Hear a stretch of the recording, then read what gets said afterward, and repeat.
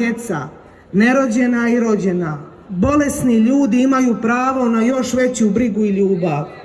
Niti jedna se žena ne bi trebala naći u situaciji da prekine život svog djeteta.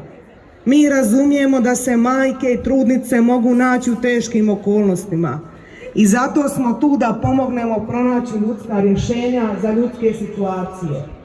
Nerođeno dijete je osoba s jedinstvenom DNA strukturom, jedno jedinstveno i neponovljivo ljudsko biće i zato ima pravo na život od začeća.